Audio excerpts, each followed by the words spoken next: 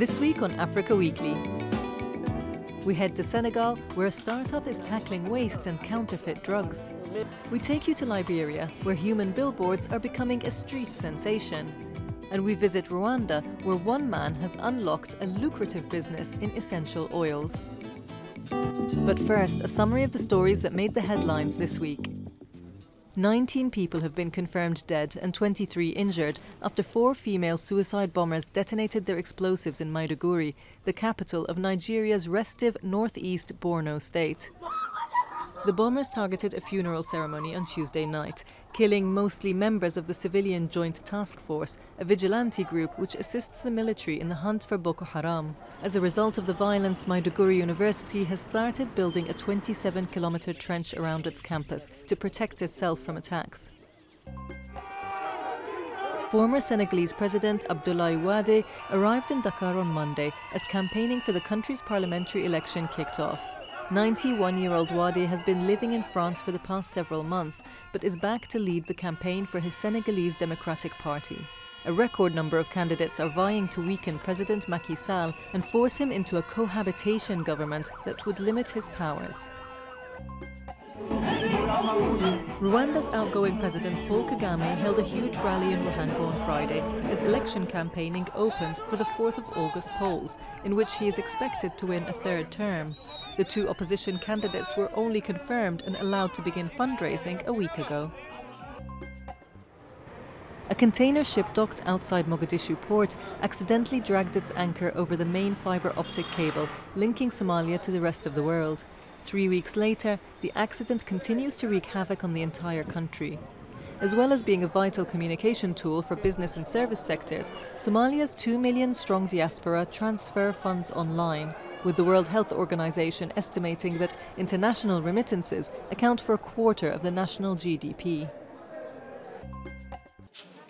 A family planning clinic set up by the International Rescue Committee last year has been proving popular amongst women living in Nigeria's Bakassi camp for displaced people from Maiduguri.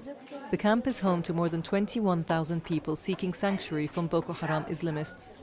It comes as the Bill and Melinda Gates Foundation pledged $375 million over the next 4 years to improve women's access to contraceptives in Asia and Africa, where family planning is of increasing concern after President Trump's proposal to cut US federal aid. US pop superstar Madonna took her 4 adopted Malawian children to the opening of a pediatric hospital wing that her charity, Raising Malawi, built in their home country. It is the first health unit for children in Malawi, one of the world's poorest countries, and is expected to double the capacity for pediatric care at the Queen Elizabeth Hospital. Madonna has courted controversy over the adoptions, with some activists accusing her of using her wealth to shortcut the adoption process.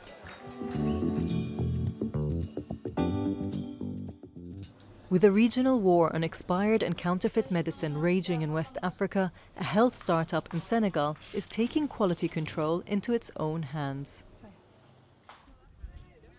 At this health centre in Senegal, it's the patients themselves who are restocking the shelves. A new mobile phone app called Joko Sante rewards patients who return unused medication, giving them points to purchase different drugs later on. Before, I had lots of problems buying medication, but now it's easier for me to get them. This pilot project was launched in 2015 by a Senegalese entrepreneur trying to fight waste in a country where many can't afford medicine. The project also guards against fake drugs. They give us their prescription and we verify it. Is it really a prescription given out by a doctor or a nurse? And we also check the expiration date and the state of the medicine.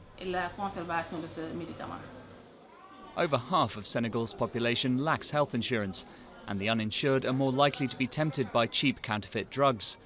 These often simply fail to work, and at worst, they can prove fatal. Across sub-Saharan Africa as a whole, 1 in 3 medicines are estimated to be fakes. These counterfeit medicines are usually bought by those who are most vulnerable, those who don't have the money because they're sold at a lower price. Now we're enabling those people to have access to better medicines. We're certainly helping in the fight against counterfeit drugs. For For those who can't afford to buy drugs, the Joko Sante app also allows brands to sponsor drug purchases. That system is being piloted in a children's hospital near Dakar, while the government is considering the whole Joko Sante system for a national rollout.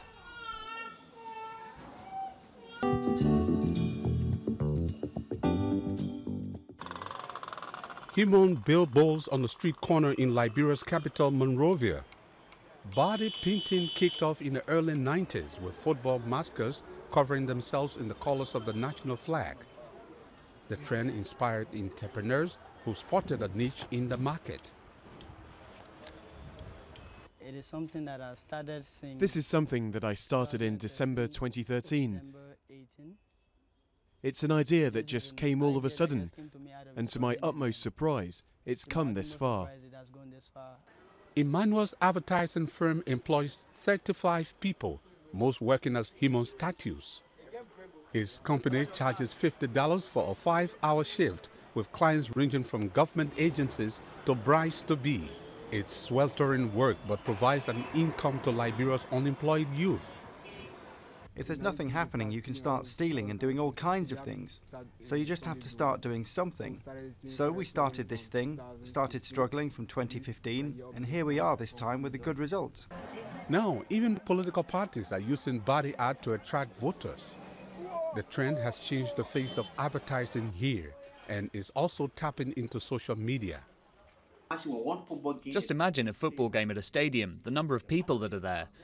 Once you have 2 or 3 of those guys there, people come and see them and take pictures with them and put them on social media. Liberia has a long history of using body paint for religious and community rituals. And having adapted to the modern world, the phenomenon shows no sign of fading.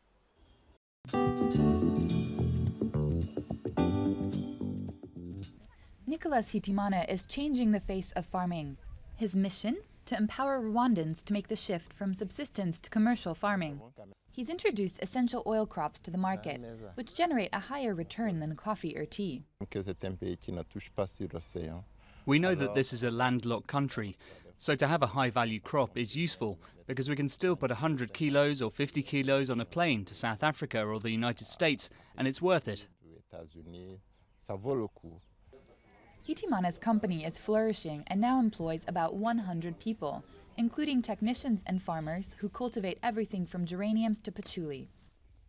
The raw material is placed in this giant still where it's transformed into oil, each kilo worth over $200. We distill about 200 kilos, and the distillation takes about 4 hours. And we know that after 4 hours there are no more oils in the biomass that you see here. That's what you see there, and now we have 600 millilitres, which we distilled.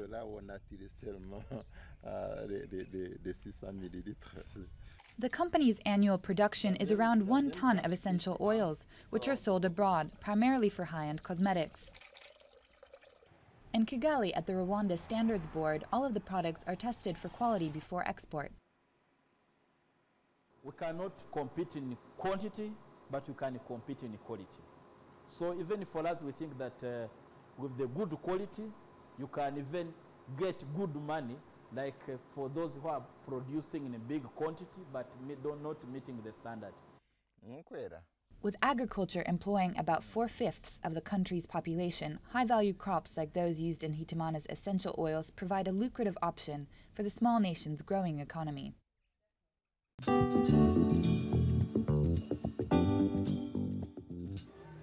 Top-flight football has resumed in the tiny West African nation Benin after a 2-year absence due to power struggles between officials.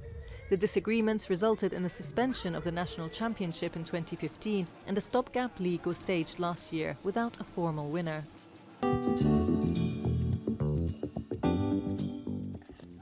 Next week we head to Kenya, where trouble is already brewing ahead of next month's general election in a country where politically motivated ethnic violence has prefaced almost every poll. That's all from Africa Weekly. Until next week.